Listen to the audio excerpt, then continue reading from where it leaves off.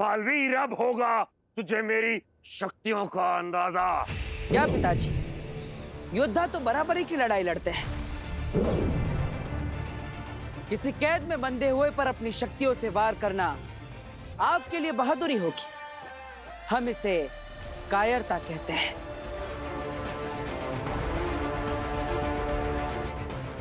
अगर आप योद्धा हैं तो इस पिंजरे को तोड़िए और मुझे भी एक मौका दीजिए, ताकि आपका बेटा भी अपनी शक्तियों के दर्शन आपको दे पाए।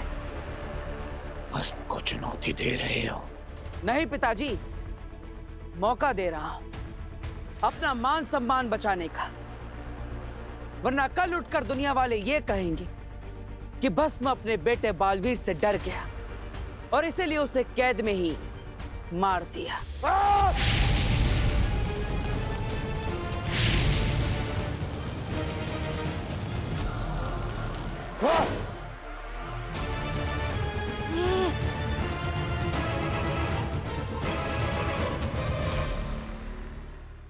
क्या नेमाक बेनाम के घर पे था, लेकिन वहां पर बालवीर और बेनाम आगील को बुलाकर रूप बदल जादू करने वाले थे। लेकिन मामुही में यहाँ तो नेमाक के अलावा और कोई भी नहीं है। क्योंकि बालवीर और बेनाम हिमबाश में अपनी आखिरी सांसें ले रहे होंगे। बामीर, जल्द से जल्द बालवीर से कनेक्ट करो और हमसे भी संपर्क बनाए रखो। जी महामहिम।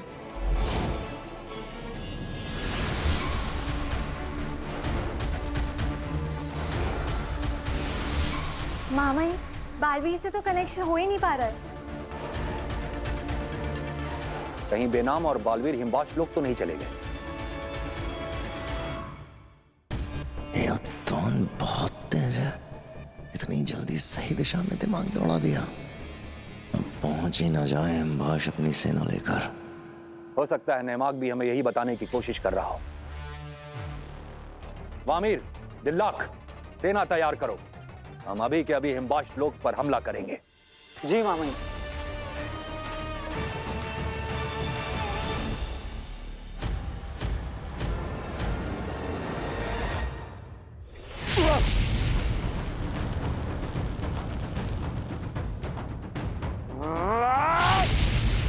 बालवीर, नहीं मां, बचिए।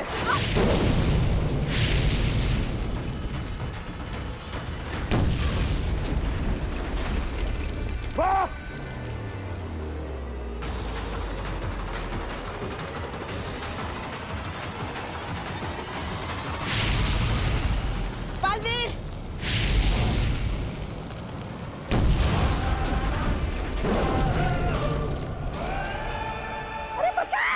अरे बचाओ! अरे इस बाप बेटे की लड़ाई में कहीं मेरी लुटिया ना भस्म हो जाए। मेरा मतलब है डूब जाए। भस्म, रुक जाओ। छोड़ दो बालवीर को। ताकत की चाह ने तुम्हें अंधा कर दिया है। दुनिया को तबाह करते करते आज तुम अपने ही बेटे की जान लेना चाह रहे हो। मेरे बालवीर की ये मैं होने नहीं दूंगी। मेरे जीते जी तुम बालवीर को कुछ नहीं कर सकते। तुम्हारी दुश्मनी मेरे साथ है। तो ठीक है, पहले तुझे ही खत्म करता हूं। पिताजी!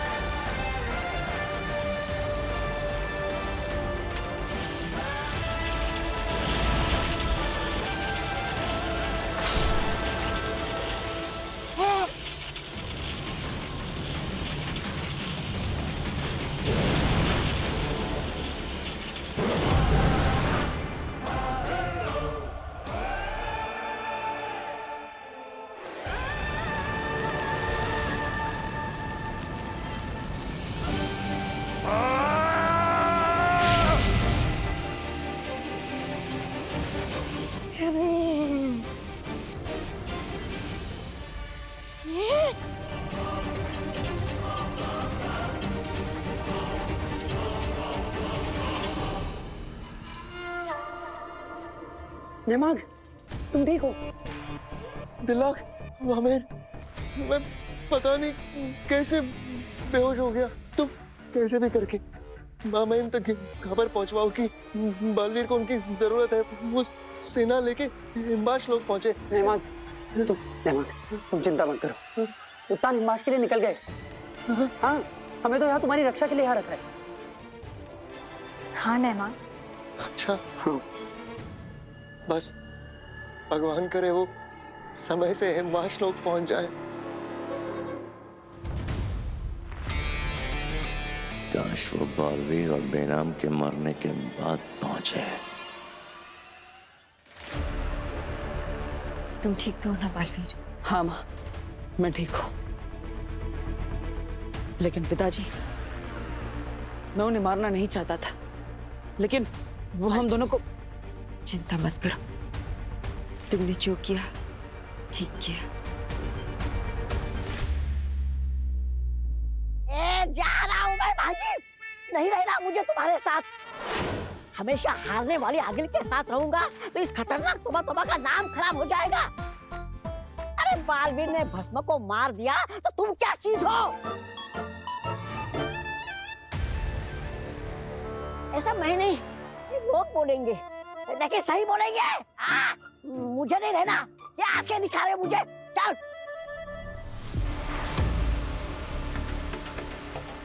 बालवीर, शाश्वत रहे। देखिए बालवीर जी, मैं जानता हूँ तुम ही सही इंसान हो, पर क्या करूं, मामा हो, भांजी का साथ देना पड़ा।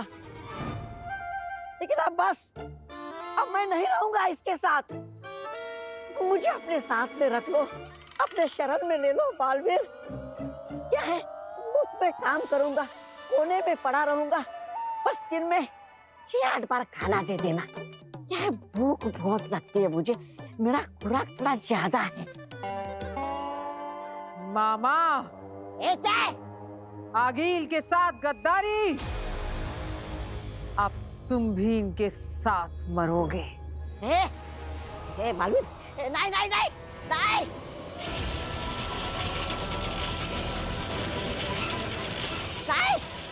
नहीं, कुछ बोलो ना बालवीर, बालवीर शाश्वत रहे।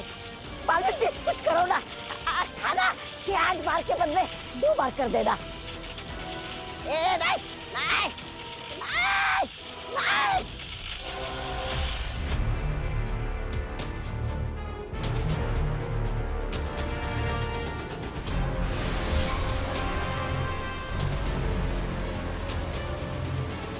नहीं।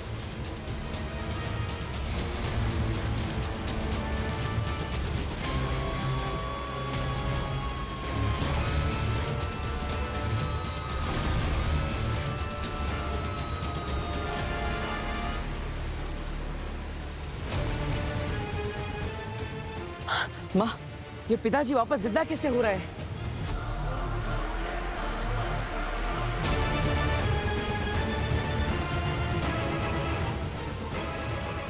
ये जिंदा कैसे हो गया? मतलब भांजी जीतने वाली है? कुछ करना पड़ेगा, तोबा तोबा। वो मैं, अरे भांजी, वो क्या है ना, मैं बालवीर को बातों में उलझा रहा था, ताकि तुम उस पर वार कर सको। इसीलिए ये सब बोल रहा था उसको। माफ कर दो। माँ, हम भस्मशूल पिताजी के हाथ नहीं लगने दे सकते, इसलिए वो वापस जिंदा हो उससे पहले हमें भस्मशूल वापस लेना होगा।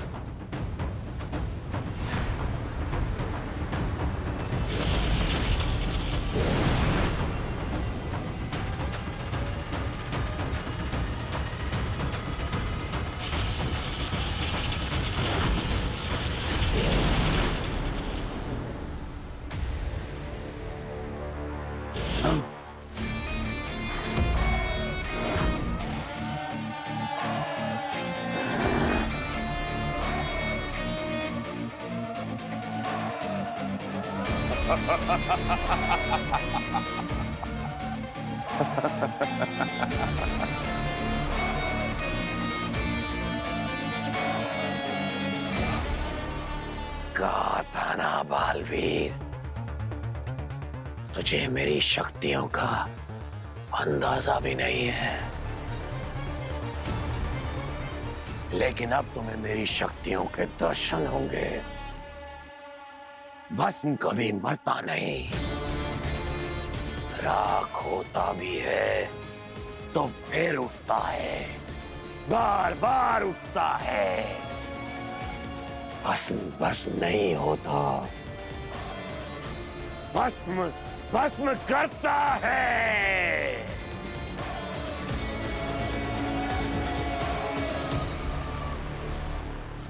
माँ, अगर माँ महिमुतान सेना लेकर आ भी गए तो भी हम भस्म से नहीं जीत पाएंगे, क्योंकि भस्मशुल ने अपना काम ही नहीं किया। इसलिए हमें यहाँ से जाना होगा ताकि हम माँ महिमुतान से सलाह ले पाए। क्या हुआ अर्धांगिनी, चौंक गई ये देख करके तुम्हारा पति अमर है,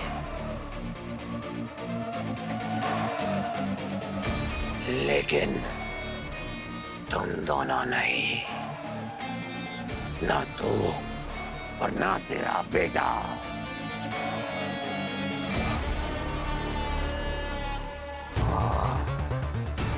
अब देख बालवीर,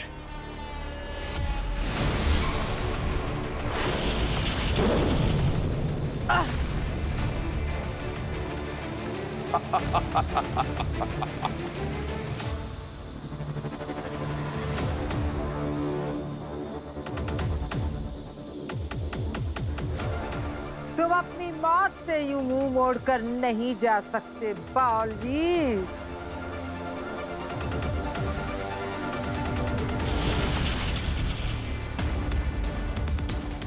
कौन है ये? किसने किया? हमने, उत्तान ने।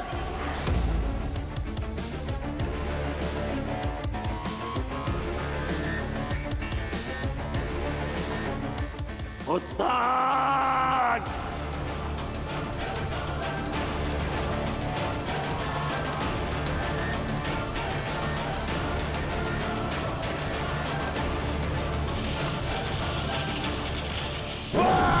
बालवीर बेनाम!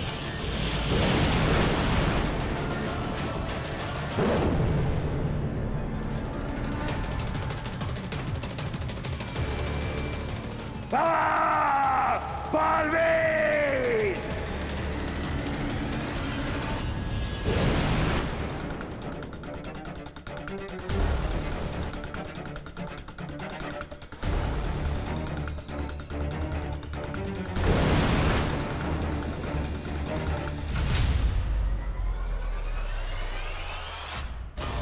बालवीर, मुझे माफ कर दो।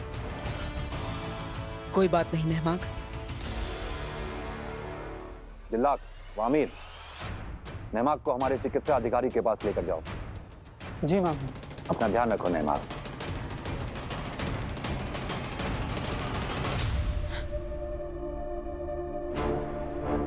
नेमाग बेहोश हो गया, वरना भस्म के होश में आने से पहले ही हम हिमवाश लोक पर हमला कर देते और इस वक्त भस्म हमारी गिरफ्त में होता।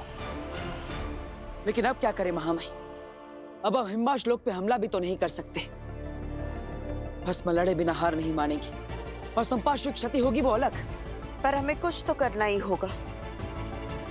मैं जानती हूँ हम सब वहां से बच के निकल आए हैं तो भस्म को बहुत ही गुस्सा आया होगा। क्या ये घड़ी घड़ी पीछे खड़ा हो जाता है? भस्म से भागने का मतलब है अपनी मौत को आमंत्रण देना।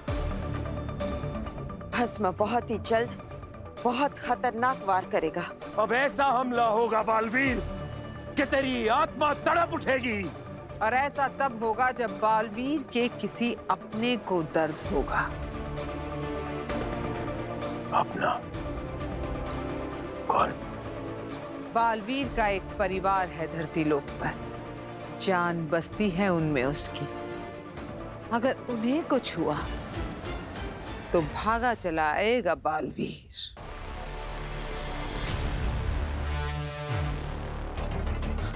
मुझ पर वार करे, मुझे उसकी चिंता नहीं है माँ। मुझे परवाह अपने धरती लोक के परिवार की है। कहीं भस्म उन लोगों पर हमला ना कर दे। बालवीर का परिवार अपने बेटे के परिवार से मिलने का वक्त आ गया है। उसे आशीर्वाद तो देना पड़ेगा ना।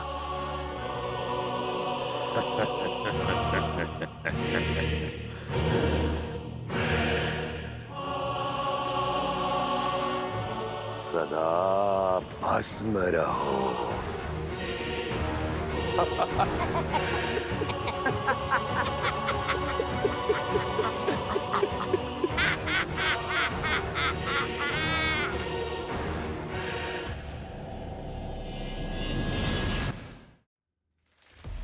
महामहिम, मुझे वापस हिमवाश लोक जाकर भस्म को रोकना ही होगा। पर कैसे रोकोगे भस्म को? भस्म अमर है। भस्म शूल से एक बार तो तुमने भस्म का सीना चीर दिया था, लेकिन फिर भी वो पुनः जीवित हो गया। अब कैसे रोकोगे उसे? क्या? भस्मशूल के वार का कोई असर नहीं हुआ भस्म पे? यही तो एक हथियार है जो भस्म को रोक सकता है। इसे बनाया ही गया है भस्म को रोकने के लिए। भस्मशूल हमें दिखाओ।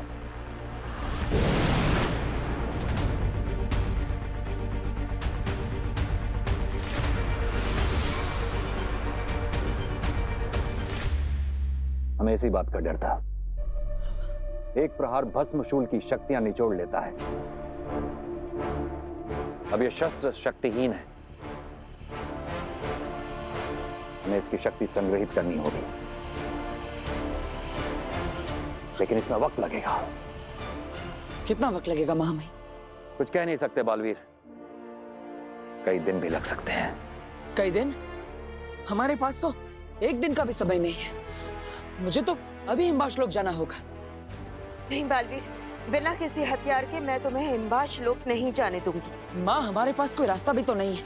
हम हाथ पर हाथ धरे तो नहीं बैठ सकते। बालवीर, एक और शस्त्र है जो भस्म को रोक सकता है। आओ हमारे साथ।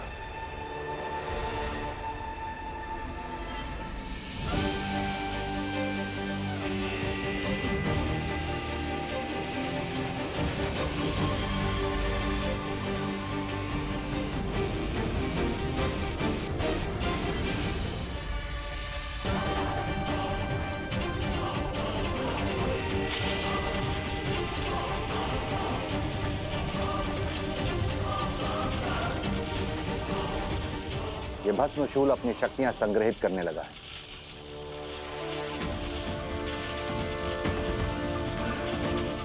लेकिन इसमें वक्त लगेगा।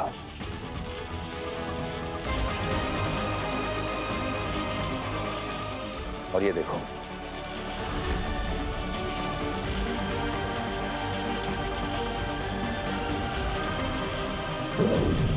ये चक्राल है। ये जिस किसी पे भी गिरता है उसकी शक्तियां खींच लेता है। इसे हमने और भस्म ने मिलकर बनाया था। इसका मतलब ये चक्राल भस्म की शक्तियां खींच सकता है? हाँ, अगर इसका इस्तेमाल सही तरीके से किया जाए तो, वरना ये चक्राल बेकार जाएगा। तो इसका सही तरीके से इस्तेमाल कैसे किया जा सकता है? बताता हूं।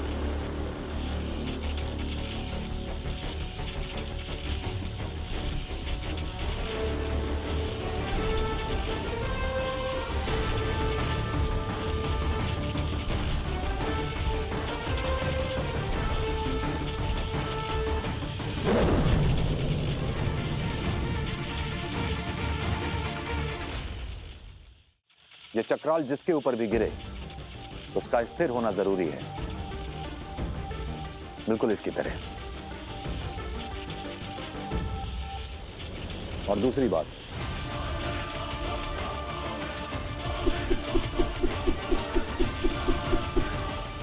हमें इस बात का ध्यान रखना होगा बालवीर कि जब ये रिंग्स इस पुतले के ऊपर गिरें तो ये पुतला इन रिंग्स के ठीक सेंटर में होना चाहिए।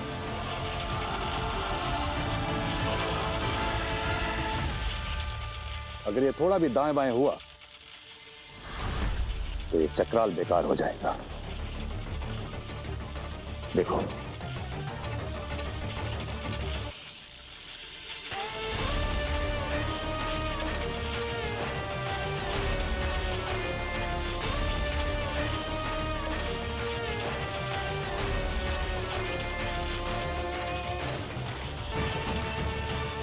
और जब तुम्हें इस बात का यकीन हो जाए कि ये रिंग्स इस पुतले के ठीक ऊपर हैं, तब तुम इन रिंग्स को इस पुतले के ऊपर गिरा देना, ऐसे।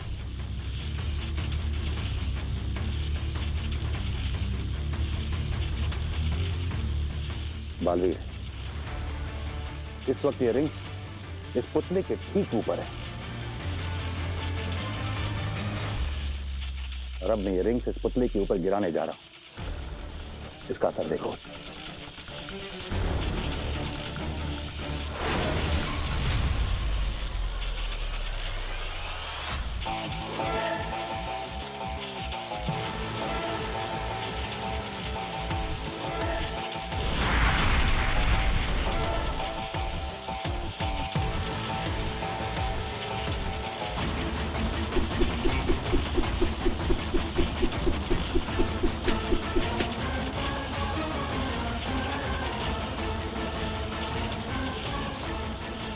इसका मतलब है इस चक्राल का इस्तेमाल सिर्फ तभी किया जा सकता है जब भस्म बेहोश हो। हाँ बेना, तुम सही कह रही हो। इस चक्राल के इस्तेमाल करने से पहले भस्म का बेहोश होना जरूरी है, और भस्म को इतनी आसानी से बेहोश नहीं किया जा सकता। आसान हो या मुश्किल, रास्ता तो यही एक बचा है मां में। आप ये चक्राल मुझे दे दीजिए। भस्म पर इसका इस्तेमाल कैसे करना है ये मैं सोच लूंगा। ठीक है बालवीर, जाओ पृथ्वी पर अपने परिवार और पृथ्वी वासियों की रक्षा करो।